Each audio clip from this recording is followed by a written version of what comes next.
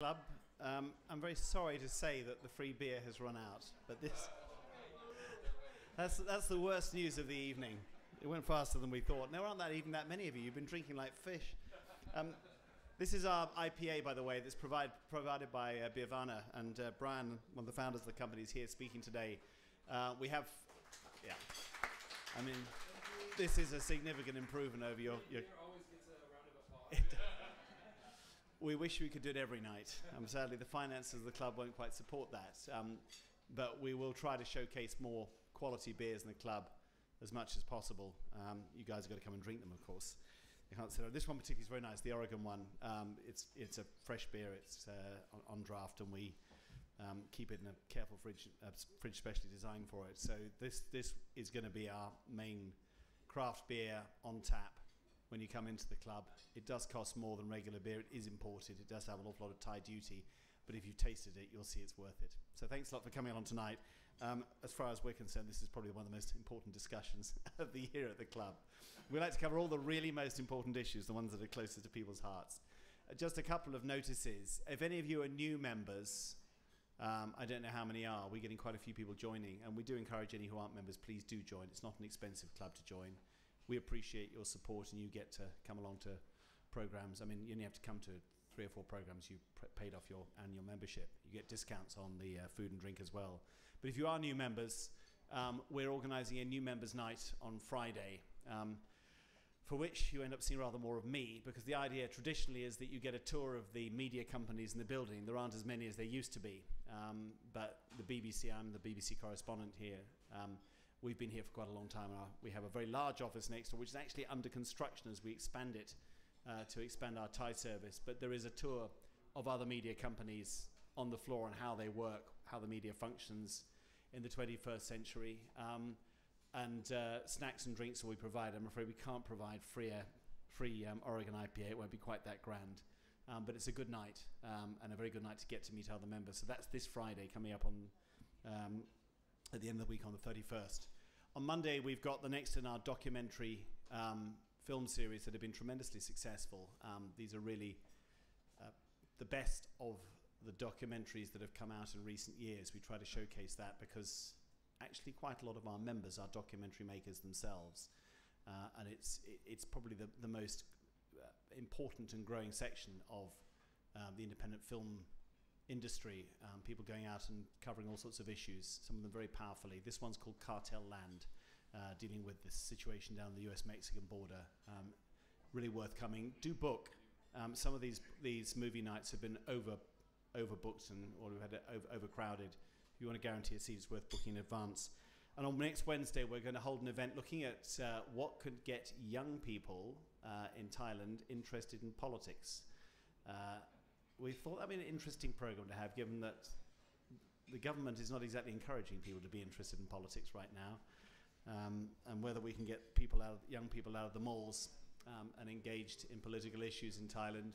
It's not just confined to Thailand as an issue, but it's quite an important one for this country. And as we've done with a few of our other events, we want to hear people of a different generation than we normally get here. But without further ado, let's get going to the most important issue of the club at the moment, Thailand's peculiar beer laws. I'm going to ask our panelists, Kun Charan, Kun Panitan and Brian, to come up and take their seats at the table. Brian, I think you have a presentation to make, is that right? A few slides. All right. Well, if you want to slide along to the end, there's a laptop there. I might, if you're starting there, I might actually switch the names around.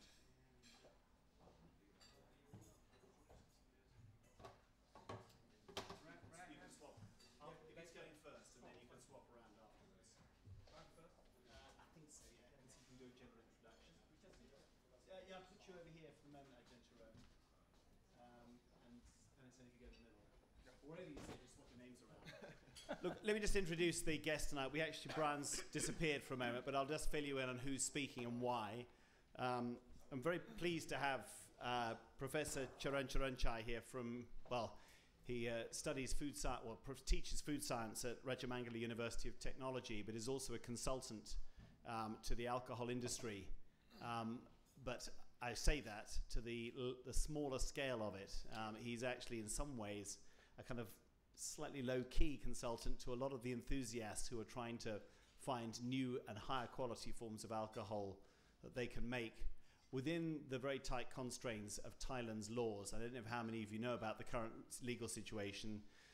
You can't actually brew beer in Thailand unless you're a brew pub, in which case you've got to produce 100,000 to a million litres of beer a year, or if you're one of the giants, the beer changs, the Sing beers, in which case you use absolutely vast quantities. There's no space actually for small beer makers to make their own beer, even to exacting standards, and sell it. There is a very lively home brew, well, I can't call it an industry, but home brew movement in Thailand. Kumpanitan Tongsiri the title he's wearing at the moment is the Free Beer Movement, Seri Beer Movement, Liberate Beer. But he's also involved in the production of a new craft beer called Stonehead. Like all Thai craft beers, it cannot be legally made here. So Stonehead, like a number of other beers, is being made in a brewery in Koh Kong, just over the border in Cambodia. If you've tried other Thai craft beers, many of them very, very good. You'll find some of them have been made in Australia, some in Vietnam. I think some over the border up in possibly Laos or Myanmar. It is one of the peculiarities of the law that all the Thai craft beers being sold legally cannot be made in this country. And finally, we have Brian Bartosh, who's one of the founders of Beervana, the largest importer of craft beers, and a passionate exponent of it. All three of our speakers tonight are people who believe very passionately in the craft beer movement, in the movement that is bringing flavour and originality and individuality back to beer, a movement that has been very lively in the States, but in some ways you could say goes right back to the campaign for real ale in Britain, which was alive in the 1960s and 70s. There's nothing new about the quest for decent, flavourful beer. It's just relatively new in Thailand, but it faces very unusual obstacles. And once he's got himself settled with his PowerPoint, I'm going to let Brian start, because Brian can give you a sense of what it's like. Obviously, he's not Thai, but he's lived here for 11 years and been involved in business here. What it's like to try to run a quality beer business in Thailand, and why the craft beer movement has gained ground even here on what you might regard as rather infertile ground. After that, we'll let Professor Charan and then finally Panitan talk to you about what they're trying to do to change the laws. Brian, off you go. Okay, great. Thank you. I just want to first thank you guys, FCCT and Jonathan, as well as Fang, Panitan, and Kuntaron. I feel honored to be on this panel together, and really happy to be here. Thank you guys. I'm going to say cheers for anyone that has a beer. I've never spoken to a room of journalists, usually one-on-one, so please remember who gave you the free beer, and be kind if anyone's writing about it. A little bit of my background, 11 years in Thailand. I am an American. I've been in love with beer pretty much my whole life. About 5 years ago, I met a gentleman named Aaron Grieser, a corporate lawyer living here in Thailand, and together we decided to form an import company to import our favorite American craft beers over to Thailand, purely because we wanted to drink them. Aaron had a very lucrative career as a lawyer, and I owned a resort in southern Thailand, and we both took a serious pay cut by forming Beervana. Now 5 years later, we're doing very well. We're very happy to be where we are, and we're growing. The whole movement's growing. We've expanded into Indonesia and Vietnam as well. So it's really amazing to see what people want to drink and what they're willing to pay to drink good beer. We're not the only ones that wanted to do it. So it's been great. Even with these the high taxes and the kind of legal restrictions and regulations around craft beer, we're not the only ones that are willing to pay it. So that's a bit of my history. I am a beer geek. On my business card it says beer geek. I'm a beer judge, I'm a beer brewer, so I've devoted pretty much my entire life to beer. So anyway, that's me, and that's why I'm here, and that's my beer story. One thing I wanted to clarify is there's a lot of different terms around what beer: home brew, contract brewing, commercial beer, crafty versus craft. What is craft beer? This is stuff that we know very well because I live in this world in a bit of an isolated little circle. But I didn't know if you guys were really familiar with these terms, and I thought I would briefly go over. So for me, homebrew is beer made at home. Right now in Thailand, the term Thai craft and homebrew are kind of muddled and cloudy. But for me, I think, and for most of the world, craft beer is a category that's sold, that has quality control, that has taxation and regulation. Homebrew is homebrew. It's a beer you make at home. And homebrew, in general, should not be sold. It's not sold anywhere in the world that I'm familiar with. In America, we would never sell our homebrew. It's illegal. And it's illegal for good reason. It's not regulated. It's not taxed. And it's, by not being regulated, it's also inconsistent. There could be health risks. There's certainly a lot of reasons not to sell your illegal homemade beer. Whether it's even legally homebrewed or not, it's really not for sale. It's a hobby. It should be traded. It should be consumed with your friends. And I think that's where some of the problems started here in Thailand, that the homebrewers immediately went to sell their beer at the market. It's a very kind of direct-to-market economy, which is great. In Thailand, if you make food or something at home, you can take it straight to the market and sell it. It's a great environment for small-time entrepreneurs. But when it comes to alcohol, it doesn't really follow the same kind of logic. There are reasons alcohol is regulated and restricted, and I think we all agree there are good reasons for that. So I think a lot of the negative attention that came recently from the government about specific homebrewers, one guy that we all know well, good friends of ours, who went to jail, was because he was illegally selling the beer. If you're making the beer at home and drinking it with your friends, the chances of the government finding out and the police finding out are almost zero. There's no task force going around to smell hops and malt being boiled. It's not going to happen. But the minute you take it out and start selling it, you're risking a lot more. And they have not been shy. They've been very bold.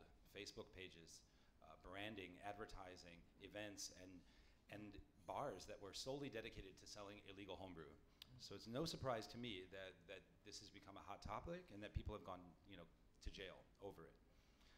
So I don't really know about the process of changing the laws in Thailand. I would love to see the law change to allow legal homebrewing permitted on a certain level, and then the penalties for selling said homebrew even increased. As a homebrewer myself, I want to brew beer without having to risk going to jail, but I have no plans on selling my beer. Then we have craft beer. Everyone throws the term craft beer around. It means different things to different people. In America, it has a specific definition based on volume and a few other things, such as small. Small, they use, I think it's 6 million barrels a year, which is not small. But that's the number that they're using in America today to define craft beer, small production. Independent, 75% of the company must be owned by the company. You can't really have a 50% owned by Heineken and still call it American craft beer. Now, this definition is the American brewer's definition, and it's different in every country. Also, traditional ingredients and brewing methods. Craft beer is known for being beer that's using the highest quality ingredients, the highest quality hops and malt and water, and really, it's not beer brewed for the profit of the bottom line. Of course, everyone has to make money, but they're going for the highest level of flavor, that they're really going for a different product and not just looking at the bottom line.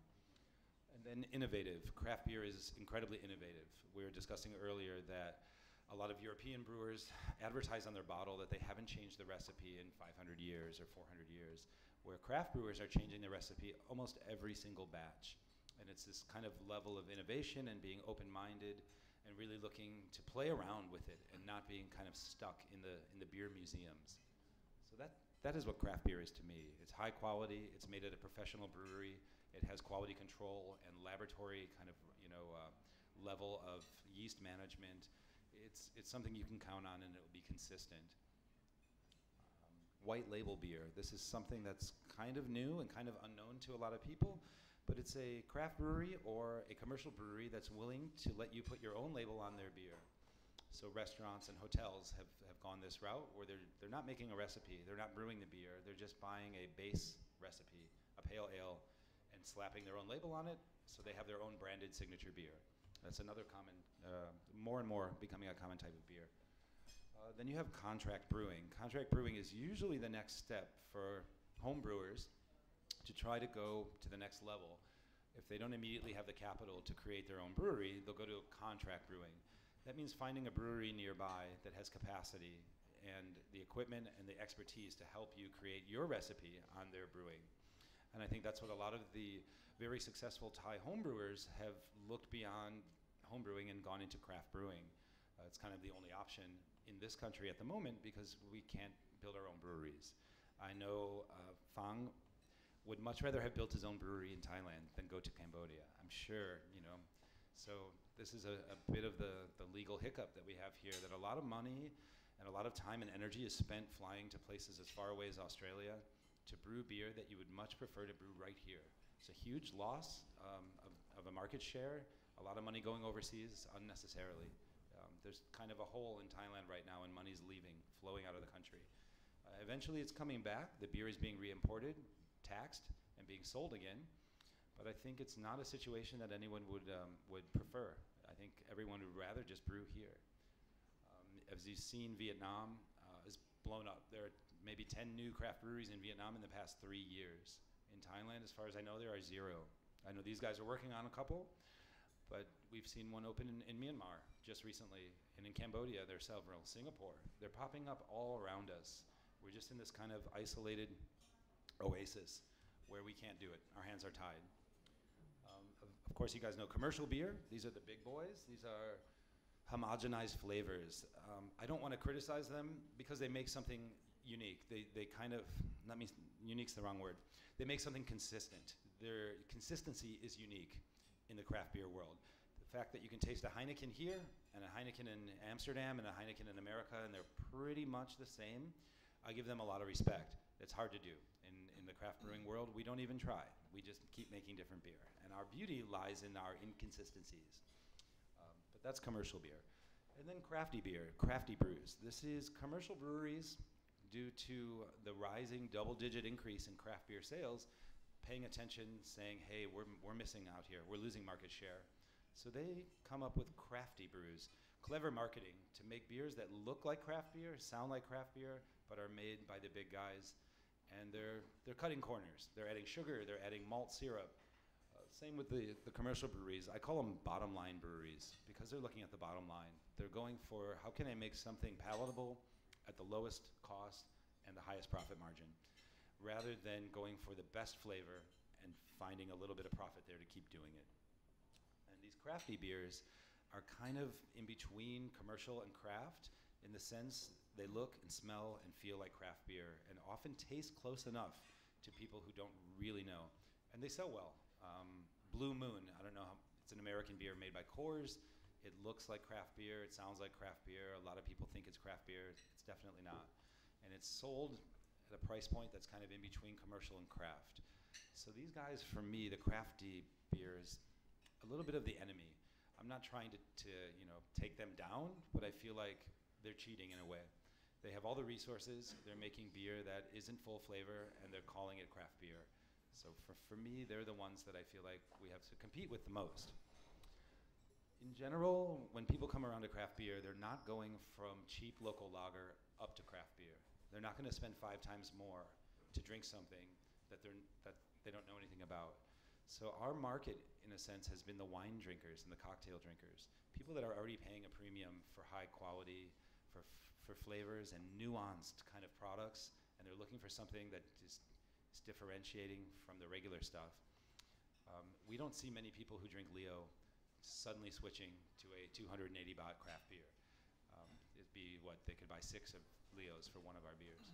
So it's a different market, and I think the advertising and the whole perception of craft beer should be closer to wine than to regular beer. In general, craft beer drinkers are more responsible drinkers. They have a higher price point, so they're willing to pay a bit more. They don't usually get as drunk as people.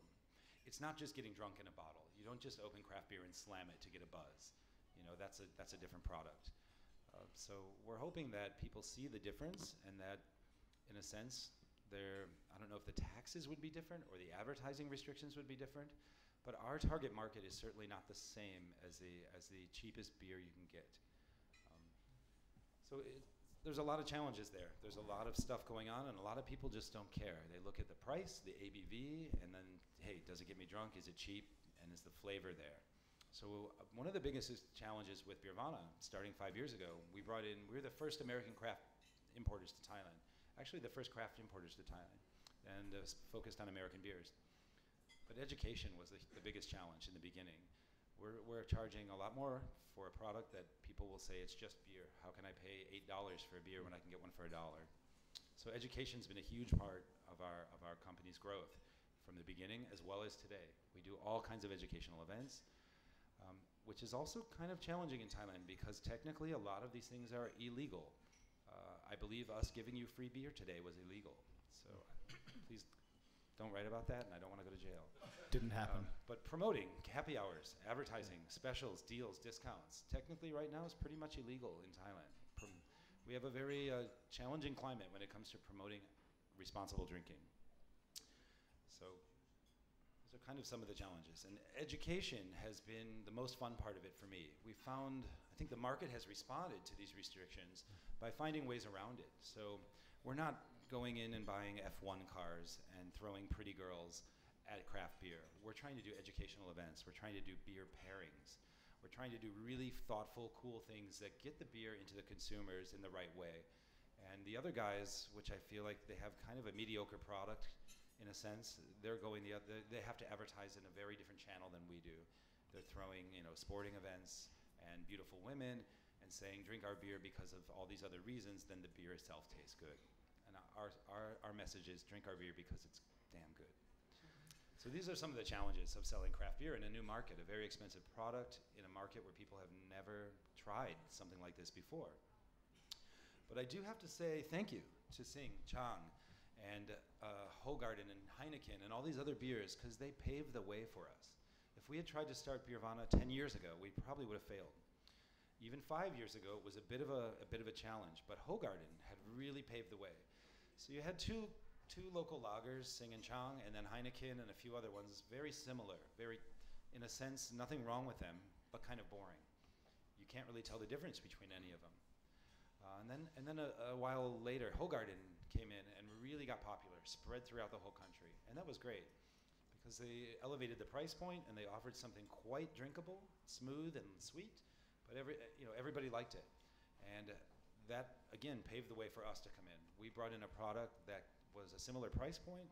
I thought similar flavors. I often have a beer that I compare and say this is like Hoegaarden but better, fresher, more hops, and no preservatives. Our beers are not pasteurized and they're not full of preservatives. They're all natural. So without them kind of cutting the path, we couldn't have done what we've done. And I feel we all kind of owe each other a little bit of a thank you because the home brewers have led to the craft brewers, have led to the contract brewers. It's all connected. Beer begets beer. Most of the American craft brewers started as home brew. Home brewers kind of generated this whole movement. So I have a big thank you to the home brewers. And I think it's grown into this movement where we have people from all different races and walks of life and backgrounds trying to just make a better quality beer. It's a really exciting time. And Asia is leading the way. So my next slide is about the growth of craft beer in Asia. The American brewers market, the American Beer Association, they're looking at Asia as the future. We have a very saturated market in America, and over here it's kind of new and exciting. So this was 2012 to 13. This is the year that we started Beervana. We have 379% growth in Singapore. That's because they were almost at zero, and it suddenly just boomed. They had a lot of Belgian beers, some Japanese beer, but not American craft. This is specifically American craft beer export. Asia Pacific, which is Thailand as well, saw a 74% increase, and 99% of that was Thailand. So we had great numbers coming out the very first year, and I have to feel a little bit responsible for this because we were the only one at this time importing American craft beer to Thailand. So that 99% growth was pretty much us. But you can see that around the world, there is a steady growing thirst for great craft beer. Here's the next year. We continue to see growth, certainly not as much because we started at zero in 2012, but you see 38%, so still significant growth. And one more down a little bit, but it's double digits. As long as we're getting double-digit growth, we're happy. We're really happy. And now there's a lot more competition on the market at this year. We have a lot more Japanese, Belgian. We got the guys from Denmark, Mikkeller, Evil Twin, a lot of other beers. So my stats are a little skewed in the American sense because I got everything from the American Brewers Association. But we've seen a tremendous increase of importers and a variety of beer. Hopefully you guys get out and drink at Mikkeller and at some of the other bars around town that have a huge selection. 5 years ago, you could get about maybe 20 craft beers here in Thailand, and today it's probably over 500. So we have an incredible beer scene, and I think people need to appreciate that and go out and support it. These are some American statistics about what craft beer has done. We saw overall beer consumption decrease, but craft beer consumption, again, double digits, 17%. And one of the interesting facts I find here is that the employment rate for craft beer, down here in the bottom right, we've got 7.8% of the American beer market is craft beer, but they're employing 110,000 people that year, compared to 25,000 people in the whole other, must be about 80%. Craft beer employs people. Craft beer means jobs. This is just brewery, small brewery jobs. Nothing to do with the distribution, the brew pubs, all the people growing hops and barley. So craft beer employs a lot more people than commercial breweries. It's a much more labor-intensive industry. It takes a lot more people and it's a lot more hands-on. Craft beer is good for the economy. Craft beer would be great for the Thai economy. We would all rather stay here and do this than import and travel overseas to make our beer. These are some more stats from 2016 American craft beer. 21.9% of the market share. That's huge. The big brewers said it will never break 5. Then they said it would never break 10. Now it's at 21. I believe in Thailand today it's probably less than 1%. I mean, we're barely even moving the needle today, but it takes time and it will happen. People want to drink better quality beer. They want more flavor. That was by dollar share, 12.3 by the volume share. 128,000 small brewery jobs last year and an increase of 18,000 jobs in 1 year. So again, it's just good for the economy. Why are we losing money overseas when we could be employing people right here? Asia Pacific is slated to be 70% of the global beer growth over the next 5 years. I get an email once a week from a brewery somewhere in the world that's saying, we think Asia's the next spot. Do you want to distribute our beer? So it's nonstop. Everyone is looking at the growth numbers in Asia and everyone wants to be a part of it. We're going to see more and more beer coming here, locally produced as well as imported. It's a pretty exciting time to be in the craft beer world. Despite all the challenges we have, despite the high taxes, the restrictions on labeling and advertising, labeling itself, we're not allowed to bring in any beers that have cartoon images on them that would encourage children to try beer. They can't have sexual images or, of course, Buddhist images. So we've had several beers rejected by the compliance board for the labels themselves. So that's a small challenge. There's enough beer out there that I can find something without a cartoon on it. But it still seems like a bit of an old way of thinking about this. And we're kind of stuck in a situation where I think it's very difficult to change the laws. I don't know. I'm hoping these guys can shed some light on that. But I can see the potential and I can see the growth and I can see that maybe the laws, if they are changed, we're going to have a lot more income in the Thai market instead of sending it overseas. Okay, can we perhaps I'll let you have your beer. Perhaps can we swap seats with Professor Charan so he can come over and I think he's got a slideshow to put on as well. Well, thank you guys. Please enjoy the beer. We're now charging for the next pint, but it's really good, so hopefully you'll buy some pints. Cheers, thank you. Thanks very much. Right. So Professor Charan, I hope will give us a bit of an insight into the alcohol climate in Thailand. It's something he's had to grapple with for a long time, and as to how we've ended up with this slightly bizarre regulatory atmosphere where it's so hard for anybody to try and produce beer here.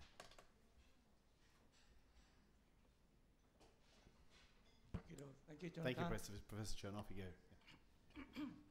Well, good evening, ladies and gentlemen. Thank you for being here, and thank you, FCCT, for inviting me. I'm a university professor, teaching food science and technology, but mainly I like to my classes are mostly in alcoholic beverage fermentation, because my specialized field is in yeast fermentation. I graduated from University of New South Wales in Sydney. And for many years, I've been working with small-scale producer, because some times ago, government allow small-scale fruit wine and traditional alcoholic beverage, as well as white spirits to be produced by small scale. You have to be under 5 horsepower equipment to do this. And 5 horsepower doesn't make anything as to be produced in factory scale, because if you want to be a factory, then you will have to be controlled by Department of Factory Work, Ministry of Ministry of Industry. We also, for many years, we have working together with those traditional beverage production. And I have not taught them to make beer, because the law did not allow. So we concentrate on other stuff like white spirit, rice wine, and fruit wine. But only last 3 years, I've met some people from that they had website to sell brewing equipment. So I thought, what is this? Why we already have brewing supplies sold in Thailand already? So I asked him to organize some training course, and people, so many people came to the course that we organized. So I've seen something changing. People are interested, even though they cannot make it legally. So, but after that, because I have been involving in this circle for a long time, so I know that why the law is like this. So I'm going to talk about this today. So first we have to go back to the Thai people way of life. They'd like to drink same as any other people in the world. But the problem of Thai drinker is that we are not quite responsible. We are irresponsible drinkers. And because the reason why we are irresponsible is because our laws are not truly effectively enforced. And as you know, you can get away with all the offenses in Thailand. So mostly during festive season, like Songkran is coming next month, government is already have a meeting to prevent more accidents in the road, but always blaming on alcoholic beverages, and beer is becoming a big part of that. And people in the industry keep arguing that this is not the case, because speeding also do the same thing, and the lack of enforcement of the law, that's the problem. So as you can see, maybe Thai people already know the drink after going home after drinking in the pub. They know how to deal with the roadblock, how to get away with it. And in where I study in Sydney, they have all the roadblocks, all the campaign in the news, to make people aware of the drink driving. But in Thailand, there's not much of this. And so when the existing law is not so effective, the government thinks that they will have to introduce more law. And there is more laws coming in 2008, Alcoholic Beverage Control Act. That's issued by all the doctors, and we are the enemy, arch enemy of those doctors, and we don't like them because they try to prohibit our way of life, and they prohibit everything. You cannot drink in the street. You cannot drink in the train anymore. So the car in the train that sell alcoholic have to be abandoned, abolished, and you cannot drink at the pier. You cannot drink. You cannot buy alcohol during certain time of day, and many Buddhist holidays already. And actually, they are trying to impose more days, more holidays, ban. For example, they want to ban drinking during Songkran festival altogether, because if you can stop people from drinking during Songkran, then you reduce accidents. That's their kind of thinking. And actually, also 2015 order from NCPD, the Prime Minister order prohibit selling of alcohol around educational institutes.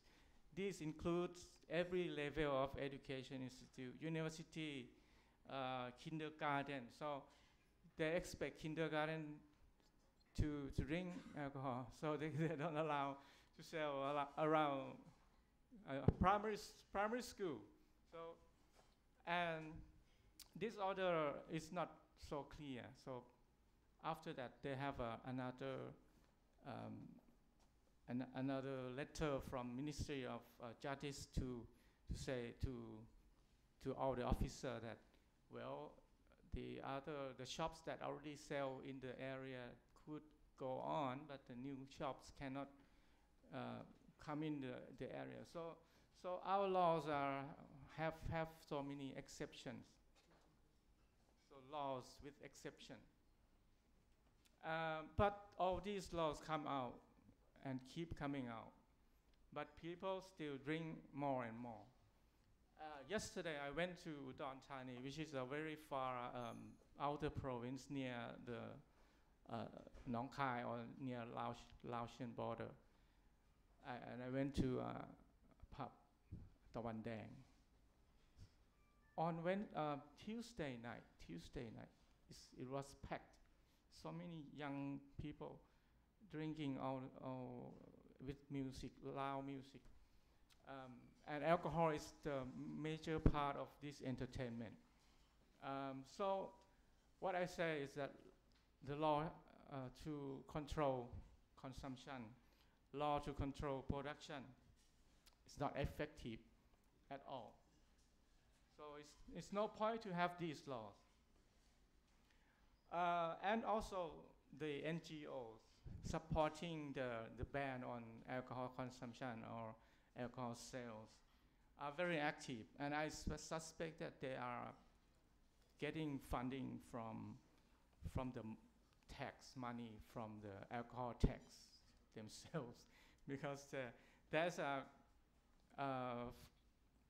fund that collect tax from alcoholic beverage and to support the health of the people. And this fund is so huge, they don't know how to spend it. So they have to have some project going on, so they can have a project and bring out the money to work on it. And that's the way people in the government use money. So they have to have some project. So and this NGO keep going out to protest.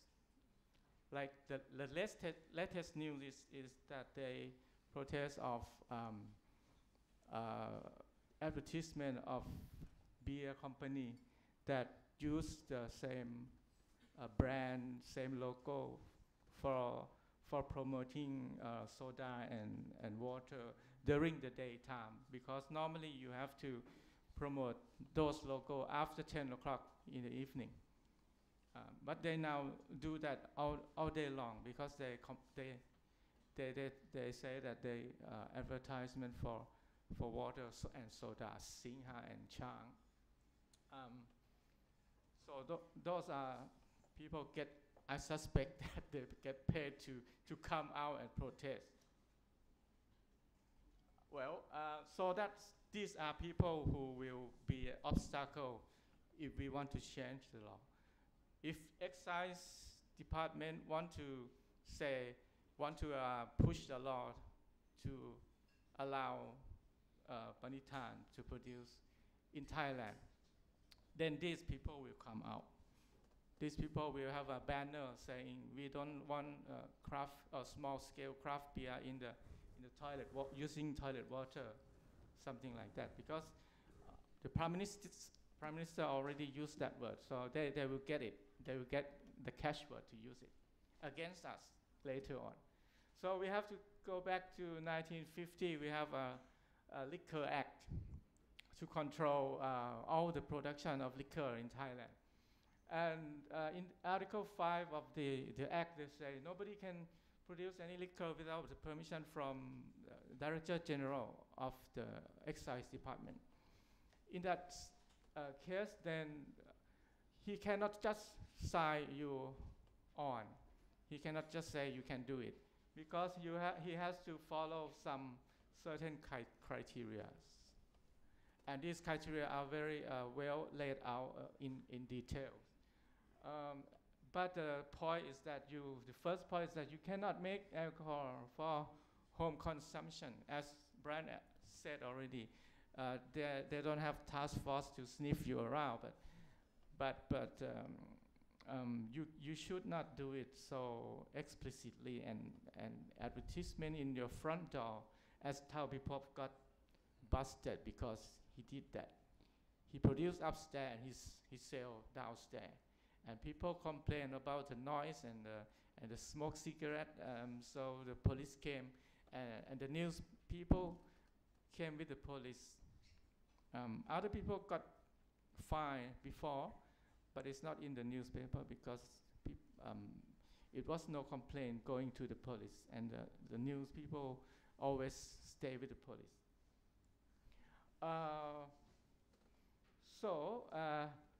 As you can see, now you have to follow certain criteria, and these criteria are based on existing, in that period, existing factory. So they say, this capacity, if you want to make beer, you have to make 10 million liter per year as a factory. And I want to show you the other type to get you into what I'm going to say. For whiskey and white spirit, you have to make 30,000 liters per day at 28% alcohol. Or you want to make a white spirit, which is sold for labor people, hard worker. They drink small amount every day. And these are top-selling spirit, liquor in Thailand. Cheap liquor. You gotta have to make 90,000 liters per day at 28% alcohol.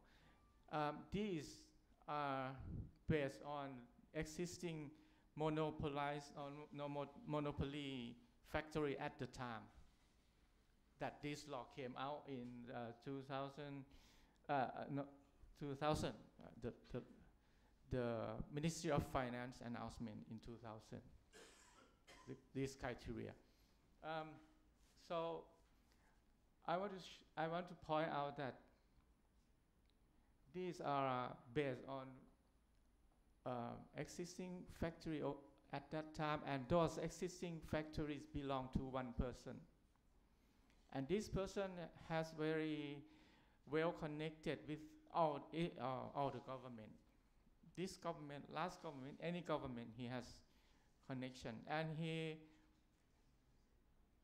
moreover, he has well connection in the excise department, every level of the excise department. Okay, so beer in Thailand.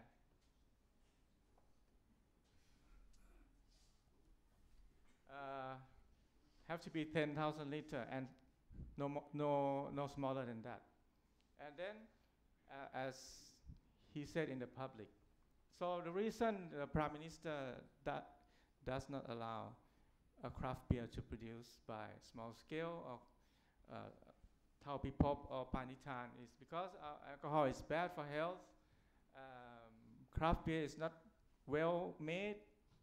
Maybe if he allow small scale, that could be the case. That could be the case too, because not only good people will make craft beer, but the O-top. I don't know you know about O-top. One tambon, one small, one district, one product. People will come to this also if he allowed to do.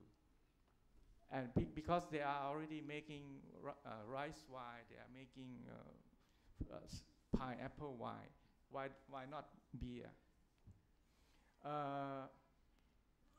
Yeah, and many producers, the O-top will be hard to control. It will be hard to tax. The excise people will not be enough to control because they have to go to all the factories to check that you put the excise stamp properly. Well, but the true reason that I doubt is that because before 2000 this law came into effect, only 2 major beer producers, maybe some other, but Singha and Chang are the main producer. And one of them, I don't know, one of them has, as I said before, very important influence on authorities because they produce monopoly white spirit. And even now the white spirit industry is privatized, it's not monopolized anymore. Anybody can do it, but the minimum is 90,000 liters per day.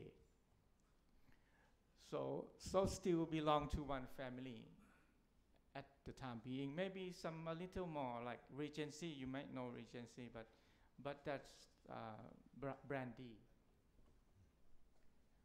So I think this is the true reason. So will it be legalized?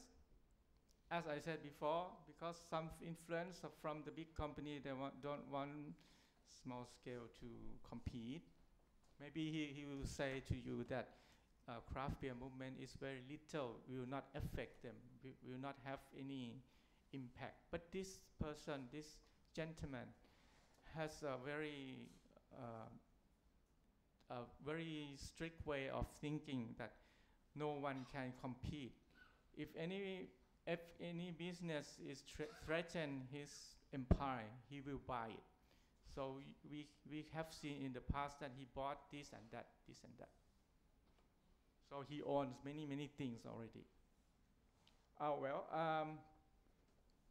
So Liquor Act 1930 will be replaced, or already replaced this year, because it's already announced in the government what do we call government gazette, yeah, and 180 days will be in effect. So in 16 September, this law will be in effect.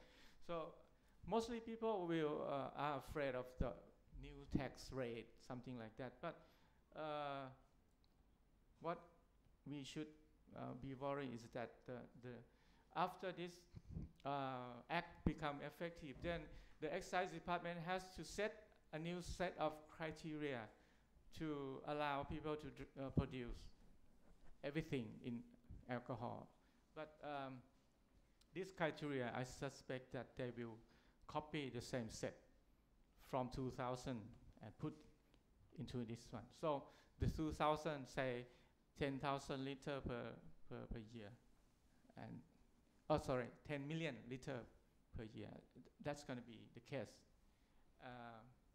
and I'm sure that's going to be the case because I heard something from the excise people, from the regional people say, because they don't want to spend many staff to control, because they have headache with white spirit production.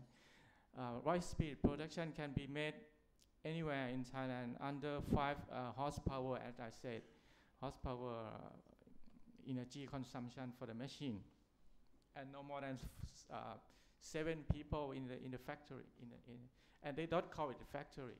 So this white spirit made from rice and made from molasses have become problematic for this big guy, Mr. owner of the big factory. So he had them check, the excise people went to check them for horsepower early last year, and many of them have to disassemble the machine because they use distillation column and boiler and machine. They use maybe 10, 20 horsepower. So now they have to disassemble all the machine, and this one will give this lesson to the excise people that they don't want to get some headache from small scale producer anymore. So the option for brewers still the same as Kun Panitan will show you that how many options he has. Right, thank you. Thank you very much, Ajahn Charan.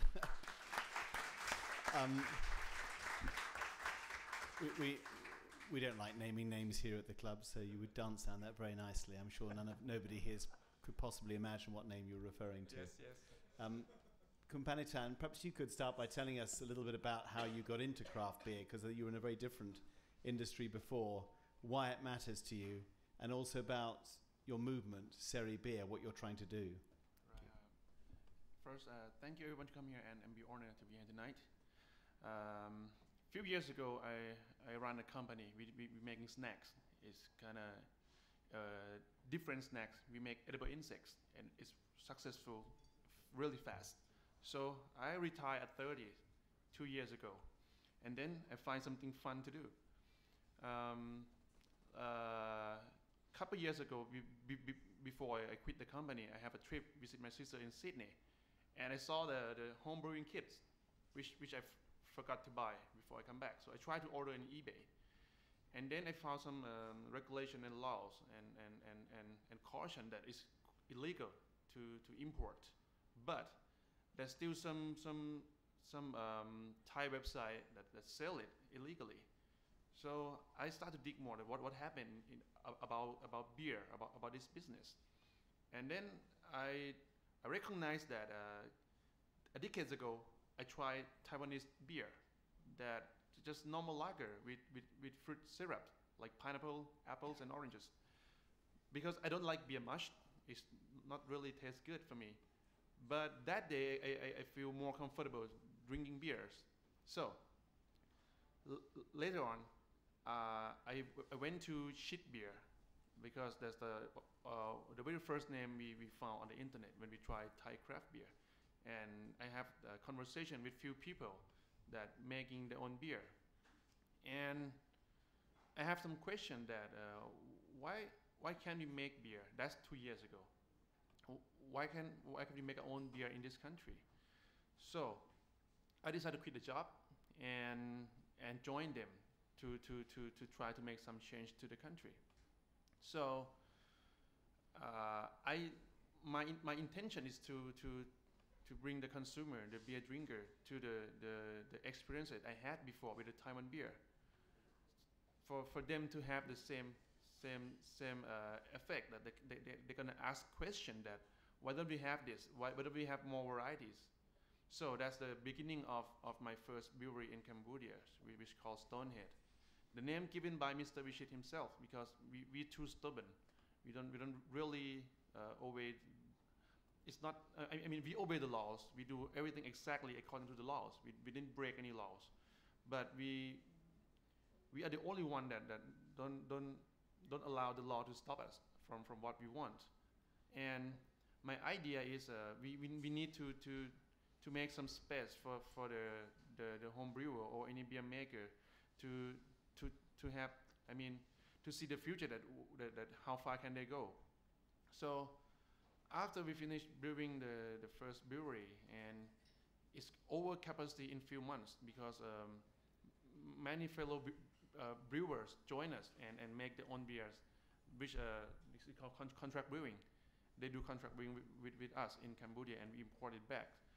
So last year we have too many brewers, and my brewery cannot handle the brewing anymore.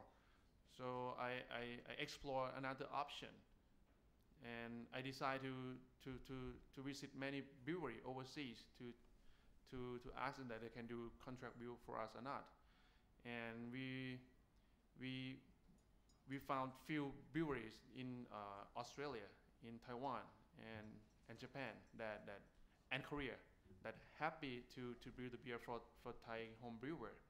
And that's the origin of the Thai craft beer liberation, because we have like 4 brands and at the beginning, and we don't want others to explore the brewery by themselves and make the mistake we already made. We just want to share the knowledge about the character of the beer of each brewery and the protocol of import the beer. Just everything we can share to prevent them from mistake that they don't have to make anymore. And that leads to what we're having today. We have like 18 brand of Thai craft beer that brewing overseas and import into the country. Each brand have differences purpose of making beer. I own 2 brands of Thai craft beer that brew overseas, which have 2 totally different purpose to the market. But still, for me today, I just want people to ask the right question, because for me, it's never about beer from the first day. It's about for me, it's like civil rights 101 in action. Like, we can have better stuff.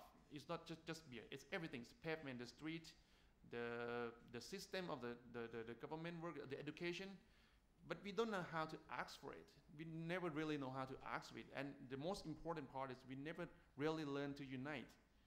And I learned this from the beer community as well. We never unite. We never ask the government in a proper way. We just hand the first official paper to the excise last month. And we blame them for 2 years. We never unite. We never make it right.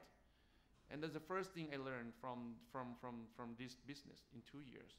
And from now on, I'm going to keep do what I believe. And I try to shaping their behavior. Like, so much drama in the business, right? People fighting a lot. We're so small, but we're fighting already. But so at first, I just try to make them unite. No more fighting. If we're still fighting, we cannot ask for anything better, because they're gonna just ignore us. And that's the root of the problem for me. Not the regulation, not the government, not the big company. They all can change if we unite and if we make it right. If we ask the right question first, and we find the right solution to improve everything, we're gonna get what we want. That's pretty much what I'm doing and what I believe.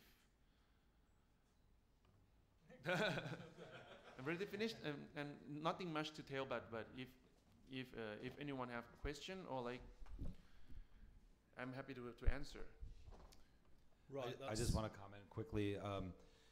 People have asked us as an importer often, are we threatened by Thai craft? Are we threatened by local beer and the movement? And honestly, there has been some drama, and we have had our differences before. But really, the answer is no. The answer is the more people drinking craft beer, the more people are aware of this product, we're going to all rise together. The rising tide floats all boats. That they're introducing a new audience that we might have never reached. And eventually they're going to try our beer too. Nobody can drink the same beer every day. So it's really exciting to see all the changes.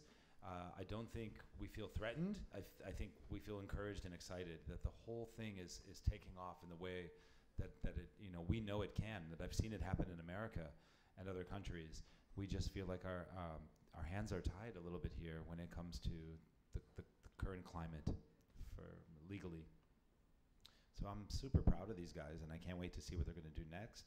You know, their beer's all over town. I feel like no one can drink the same beer every day, so it's a really fun thing to go around trying all the different beers, and your favorite's going to change, but to have Thai craft on the scene is long overdue, and these guys they're changing it.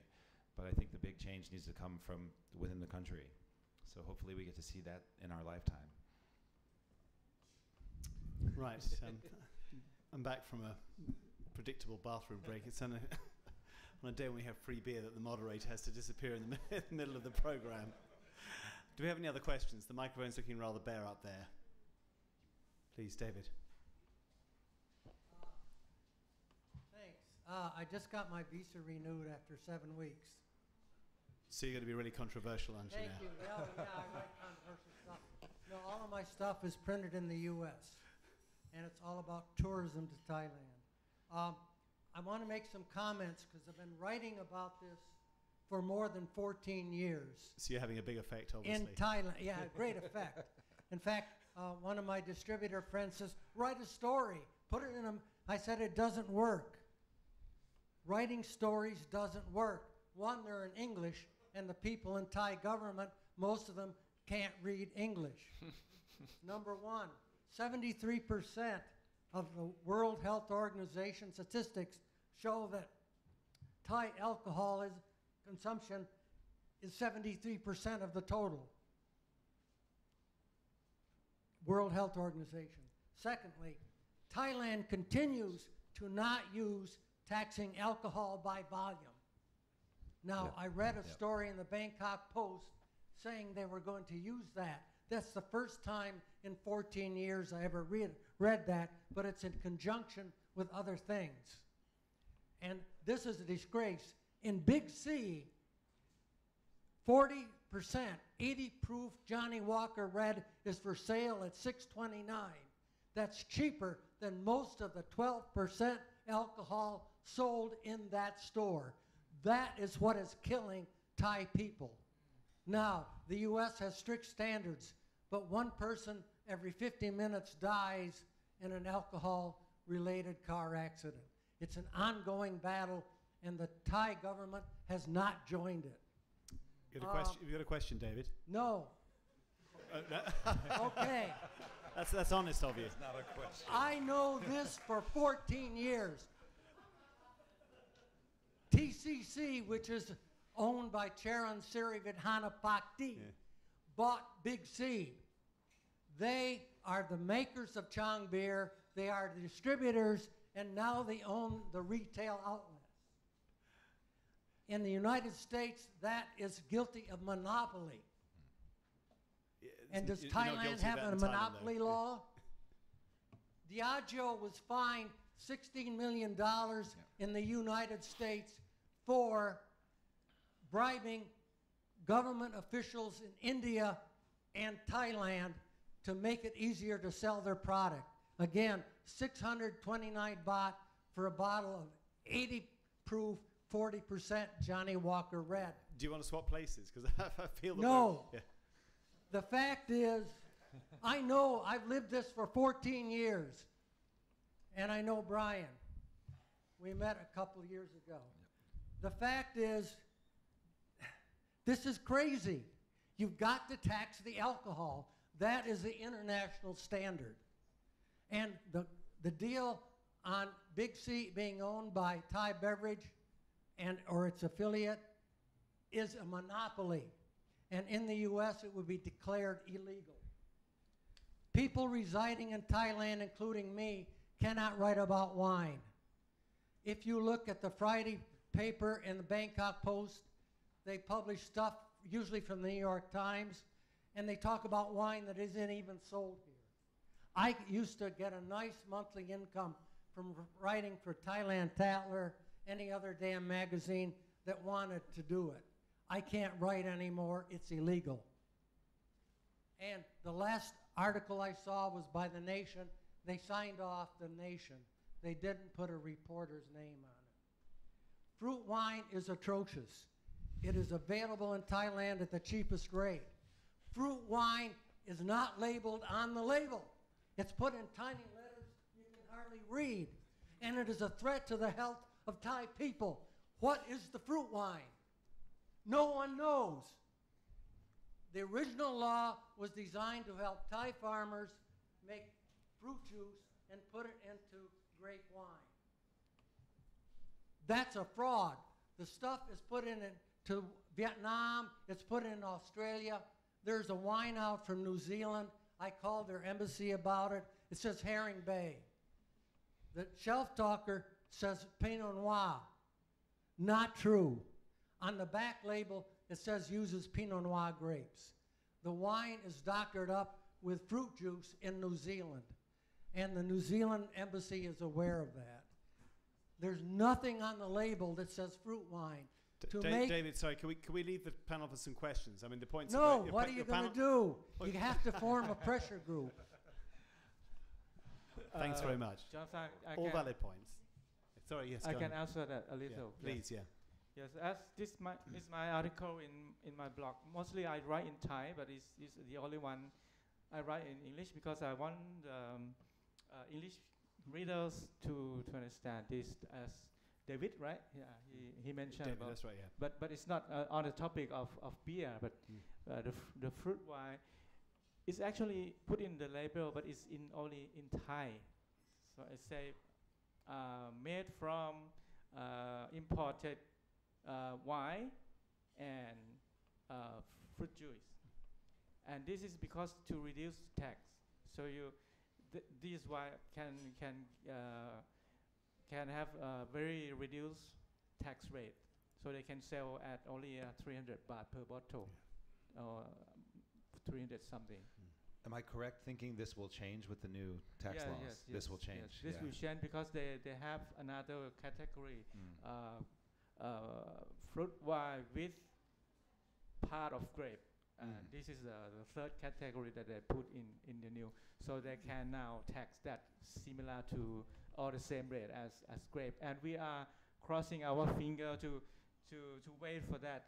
If they have the different rates of tax, we will complain. Yes. Well, we'd be pleased to know that we've always rejected the idea of selling fruit wine in this club, even though people want cheap glasses, although some of our regular wines, sometimes you wouldn't want to clean your shoes with them. But it's so difficult for you to distinguish between them in the shop. Yeah, we made the effort. So it's written only in Thai that the fruit is contained. Yeah. But they have one word, small word, as fruit wine. Fruit wine, small word. Will it specifically tell you the type of fruit, or is it just a type of fruit wine that contains some fruit? But they state in Thai some other fruit. Michael. Excuse me, thanks very much. Just two quick questions on the business side. When we had a presentation on the effects of alcoholism in Thai society earlier, one of the issues that came up was that wine is taxed twice. There's an import duty, and then there's a point of sales tax, as I was led to understand. Does that also apply to craft beers that are imported? And does that get ended when the new legislation comes into effect? And the other thing is this issue of the logistics, that I'm just curious as to how much you actually are importing, either bottled or that's made overseas in breweries or brewing facilities that you control, and then brought in. Just how much is it in terms of volumes, and how big a logistical problem is it in bringing in bottles of beer? So there's two questions. One is about the taxing on how much wine is taxed. Perhaps Professor Churan, you can answer that.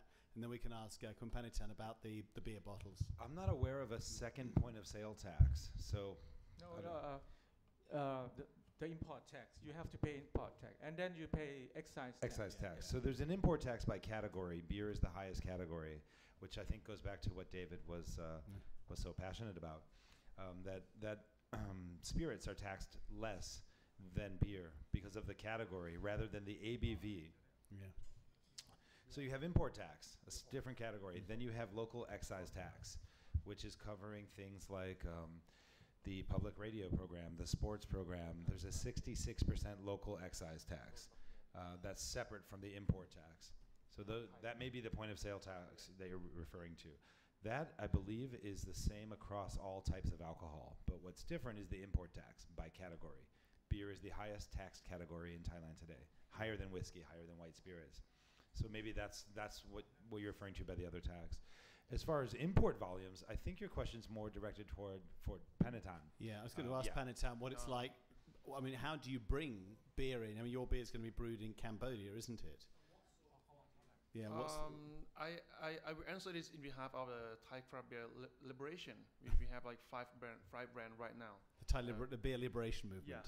Yeah. The Sounds like something out of Monty Python. I hate to say that. So it's from Australia and Taiwan and Korea, and each month we import approximately 50,000 liters per month. It's like 5 containers per month for 5 brands. Is it difficult getting it across the border?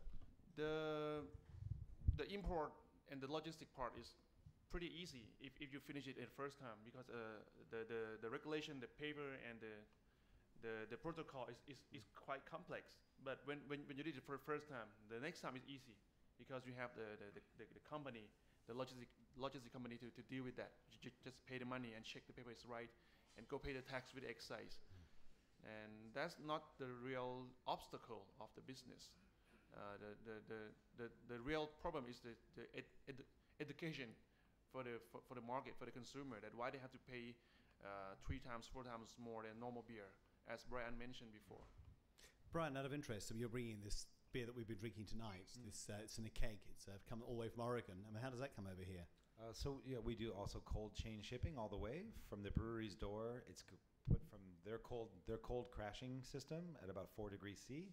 It's put into a cold truck, then cold shipped to the port, put in a cold container, and then sent to us. So it's cold door to door. We have hidden temperature trackers inside the shipment by the brewery themselves. And I have to find that temperature tracker and plug it in and send them the data. And you can see every single day, every hour, the temperature spikes. There's only a couple spikes when they're taking it out of the truck and putting it in the container. So we spend easily double the amount of regular dry shipping to ship cold all the way. But as Panitan said, once you do the compliance label side in Thailand, once you have the labels approved and the alcohol name approved, and there's no sexual or cartoon or Buddhist images on the label, and they've approved on that, then it's pretty simple to do the follow-up import of that same shipment. It takes a couple weeks, but Thailand is actually, and this is one area where it's relatively easy to import. It's about a 2-week process to get a label approved. And now we're importing into Indonesia, where it's a 6-month process. In Indonesia, every single beer has to be thoroughly analyzed. They analyze the ABV. They take it for laboratory testing. Beyond the label, they have to actually analyze the liquid. Same with Vietnam. So it's a much slower process. And if they change the name on the label, you have to restart that process. So when breweries rebrand, we have to go back to zero. Thailand is about 2 weeks, and it's just, they don't do an FDA check. They don't check the ABV. They don't check the liquid inside. They basically are checking the label compliance, and then it's done. So this is one area where it's, as he said, it's not a big obstacle. The much more so is the education to the price point. So you've been drinking very pampered beer. Yes, it's like the Wagyu beef, the Kobe beef of beer. Saksit. Good evening, my name is Saksit. I'm a correspondent for Channelese Asia, also, by the way, total teetotaler. Why are you here tonight? Well, it was interesting, the story, joking, right? Joking. It's so good story, and have to keep sober doing research. Anyhow, my question is, and we have been alluding to that already with the previous 2 questions. So a couple weeks ago, there have been these kind of news that about a rise in revenue taxes for across all alcohol related products. Some even say that there might be an increase of 150%, so or even double from what has previously been. So I'm not quite sure what the state is now or how much we're actually going to get. So my question to you all three is, how would that actually affect your business? I can't imagine that it's probably not very positive. Yeah, definitely not. Higher taxes aren't really positive for us. One thing I have to complain about the reporting on this subject. The media has done a horrible job. Sorry, no offense, but if anyone wrote about this story, you owe me a beer. Because I got a lot of phone calls and emails about the new tax laws. The problem is the reporting was about the ceiling, the highest level of the tax that's potentially possible. This has been released. This is the information that was released, so people reported on it. But they didn't do an accurate job of describing that it was a ceiling. The tax that the new rates that have been released are a 20-year tax plan. What the information that we have today is the highest level of what they're able to go up to over 20 years. Now, what we don't have yet is what is this year's tax increase. I've heard that'll be released around September. So we had a lot of bad reporting, a lot of shoddy journalism around this one. I've seen over and over. I just saw another article from a Phuket newspaper saying that beer is going to triple in price, that my Leo is going to go up from 45 baht to 120. And everyone freaked out. I got a bunch of emails and calls about this. But in fact, those are not the rates that we're going to see this year. Those are a 20-year ceiling potential tax. So we're just talking about the potential margin. Exactly, but it's been very often reported recently as the increase will be this. Potentially it could be, but there's no way they're going to hit that increase on their very first increase.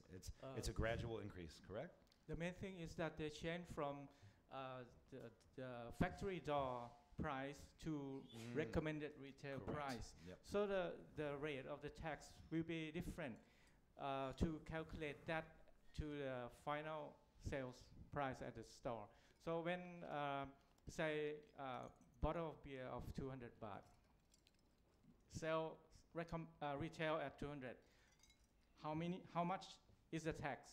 Maybe tax is 50 baht in 200. So the consumer still pay 200. So the percentage of to multiply by 200 will be different from the last time that we used the price from the factory, which is say 120 baht, and then how much tax is that? So you multiply by the rate, and you get the sale price. But now they use the last thing because they want to cut those cheap wine that they declare very small price at the factory, but they sell in the supermarket more. So they pay little tax, but the consumers still pay more. So excise people we get little money. So they change to recommend retail, and this is the rate for 20 years or something. Already excise department director general had to come out and say to the news that this is the ceiling. This will go for 20 years. We will not affect the consumer, and we have to trust him that the price will be similar or the same. Do you trust him though? I do. You know, because it will affect all the big company as well if we change the rate. For example, the white spirit will rise the price, and the labor people cannot buy it. The Myanmar people who come work in Thailand cannot buy it. As we all know, there's serious political influence behind the beer companies. These ceilings, if they were enacted today, would affect Sing and Chang and these other beers just as much as us. Yeah. So it's not about imported beer; it's about excise. I think it's just a bit of kind of bad reporting in a sense that the ceiling wasn't isolated as a 20-year ceiling tax. It was. I saw a bunch of things broken down on the current beer at the ceiling, which is never going to happen. So we're not going to see Sing suddenly go from 35 baht to 120. Was that bad reporting or bad communicating by the government? I'm going to call it bad reporting. Well, my team, my staff read the law, and we all understood that it was a ceiling, but it was not published that way. I think it was also part of this general public discourse and debate that, you know, with all the other taxes that are being raised as well, or news on proposals about other taxes being raised, and that just went down the same path as well. I read added to it was a 1,000 baht tax has been added to a soapy massage. Yeah, the syntax. Yep. So I don't know how they plan to collect that, and that might affect me more than the craft beer tax. Yeah, maybe we should get Chewit back, so maybe you knows about that. So. Next question, Dominic. Yeah, sorry. Ajahn Charan, you brought up OTOP, one Tambon, one product. It's about, it's 15, 16 years ago. Yeah. And when that came up, I forget how many Tambons there are. Is it 6,000 or was it 1,000? What thousand number? Tambons, how many were there? 6,000 was it? It's a long when time. it first started for white spirit producer about 4,000. All right. When it happened, as I recall, there were about 6 Tambons that put forward alcohol as the product that they wished to promote. So it's a local product. There's an association, and they put them forward. And this is sort of pulling the memory banks a bit. But my recollection is that they had to be taken off because these were these filthy white spirits, very dangerous forms of local brews that actually sent people blind. I would like to know how many Tambons these days are producing alcohol of any kind, and whether this is a model for craft brewing going forward. Okay, it's not a traditional industry, but it could be a localized industry that could be actually brought in and teach people how to produce a much better quality alcohol that's far less damaging. What can you tell us about that? First, you have to understand that one Tambon, one product is not truly one product. It means anybody in that Tambon wants to produce, they will produce different things. So it's not similar or exactly follow the Japanese model, because this program is run by Department of Community Development, belongs to Ministry of Interior, and they want to have most number of producer as possible, because these are like performance criteria for their job.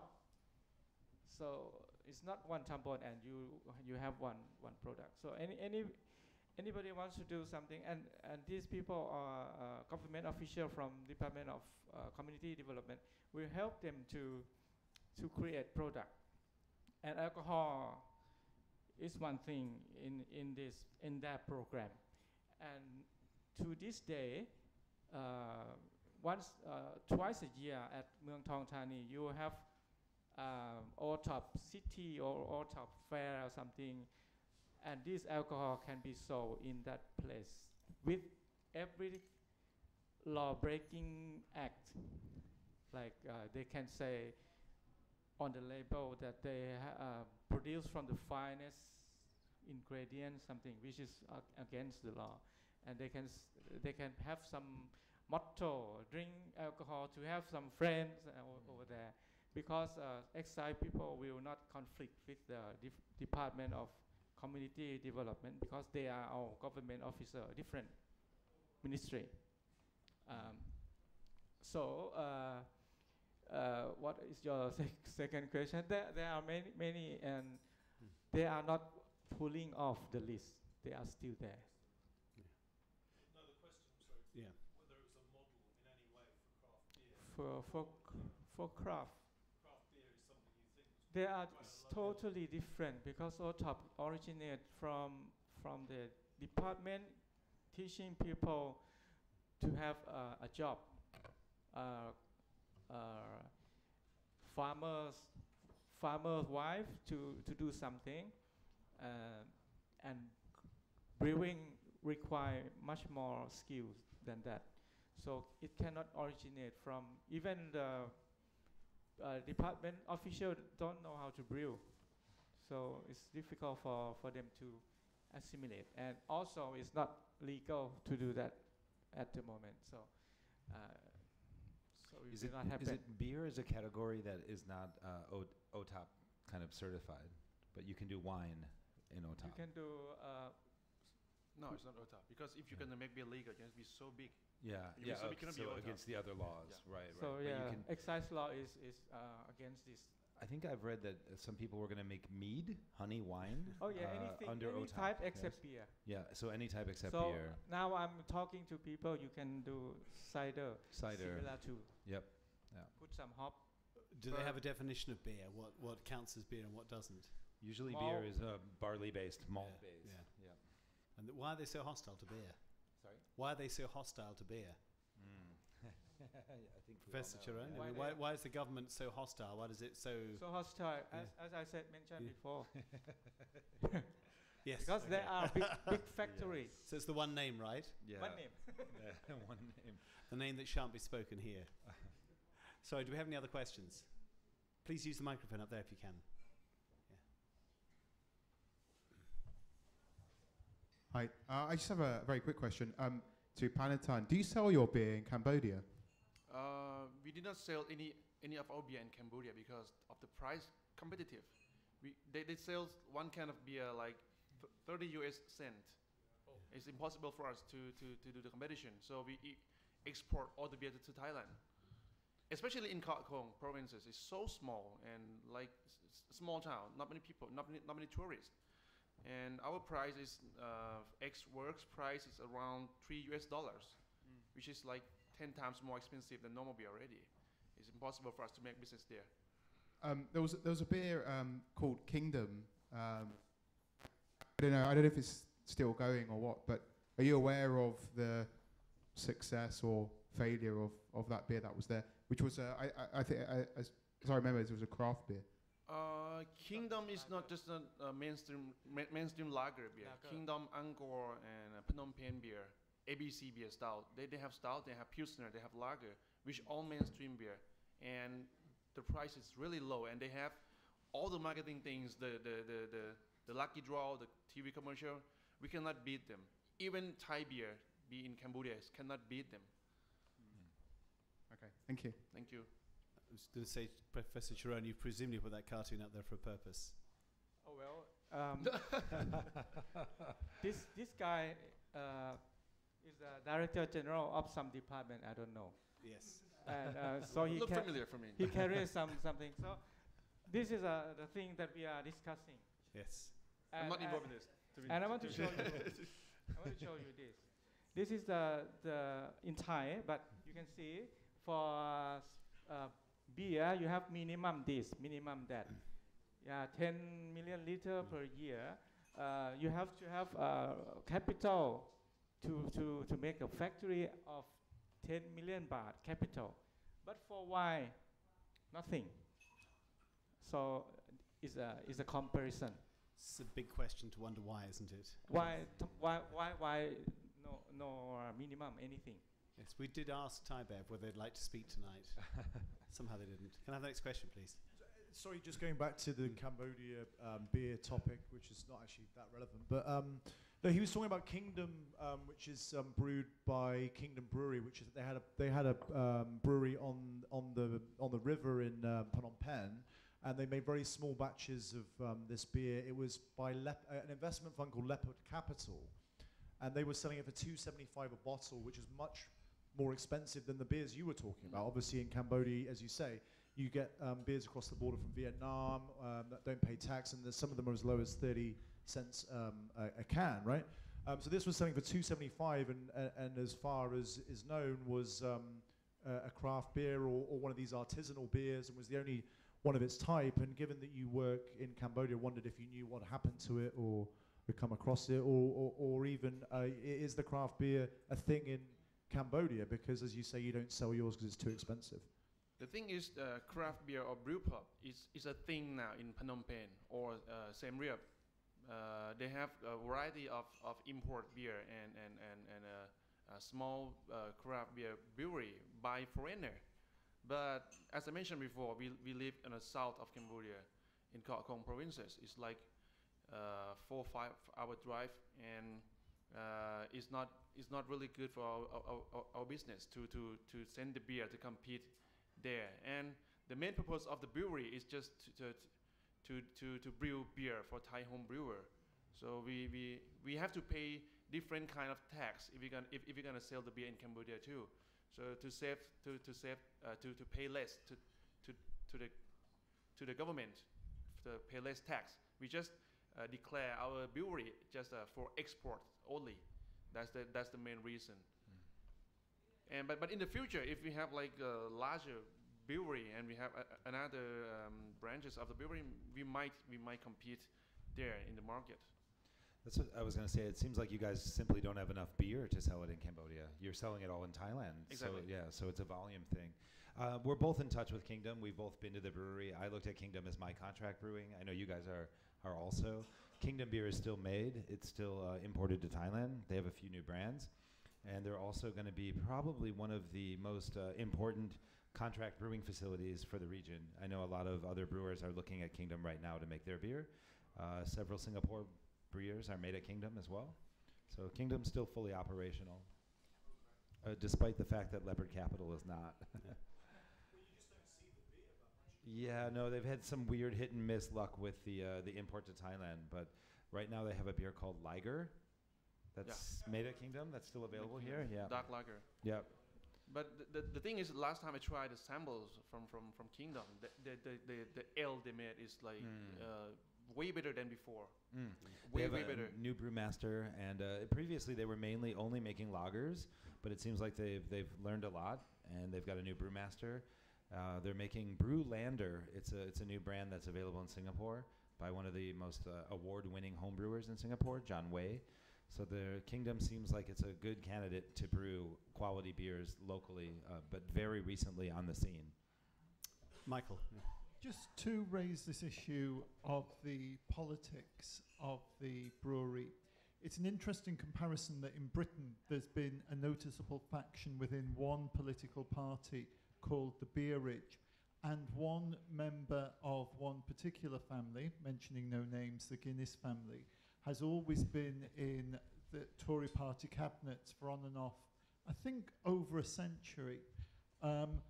Just out of interest, is the political influence of this family felt through one political party, or did another political family make themselves agreeable to the influence of the brewery? Sorry. Just to also keep with the political thing, one of the things that breaks up the influence of the brewers as a lobby tends to be temperance movements. This was particularly true in Britain. Is there any kind of temperance movement in Thailand that would work against the political and economic influence of the brewers, or are we not yet at that stage? Yeah. I mean, obviously, so far as we can see, the temperance movement has mostly worked against the small brewers rather than the big ones. Right. For me, right now, the status of the country is not ready for that, and Thai people are not ready for that too. My job now is just offer them all the possibility about the craft beer, about beer, about varieties. My job is offer them. They might like it. They might not like it. Eventually, we might be wrong, but still, my job to just offer them chance to reach their preference of drink, of alcohol beverage, and I just hope that one day they're gonna ask the same question at the same time, and when they unite, the history teaches that we can change everything we want if we big enough, if we unite. If we unite together, we can make every change we want. That's just my opinion. Do you have any allies in government? I mean, is there anybody inside the military government who actually likes craft beer and might be sympathetic to changing the law? I know few of them. They kind of support us, but the protocol, the regulation doesn't really work that way. But deeply they really support this. We need Brian to take down some of his IPA to the National Assembly. Oh yeah. and then see if they can pass a law for you after you've given them a few free kegs. I don't know if it's illegal to give them free beer or not, but I'm willing to try. Do we have any other questions? Yes, please, go ahead. Just a quick question. Given the innovation and diversity of Thai food, what can we look forward to in Thai craft beer?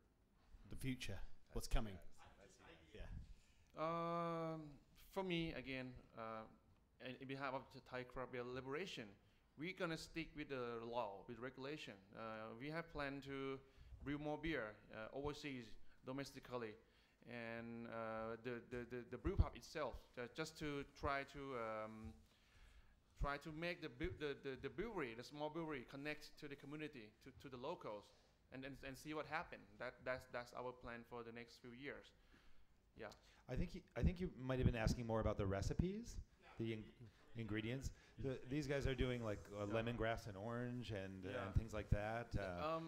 My beer, one brand of beer called Lamsing, we try to do crazy beer and try to ignite people that we can do this, we can do that with what we have in the local, and in the same time we're gonna try to put a small brewery, as many as possible around the country, and let them make the imagination come true by our facilities. Like we're gonna do Stonehead Brewery, but at small scale. They've done a mango sticky rice beer. That's really. I've done a tom yum beer before. Yeah. I think durian beer has been done several times. That's got to be a big seller.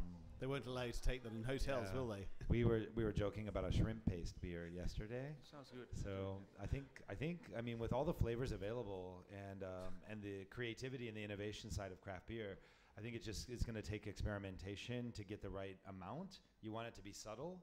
I don't think anyone wants a mouthful of shrimp paste in their beer, but a hint of it, just a tiny hint of it buried in there somewhere, could be really interesting. I bet you find some people in Thailand who would like that. Yeah.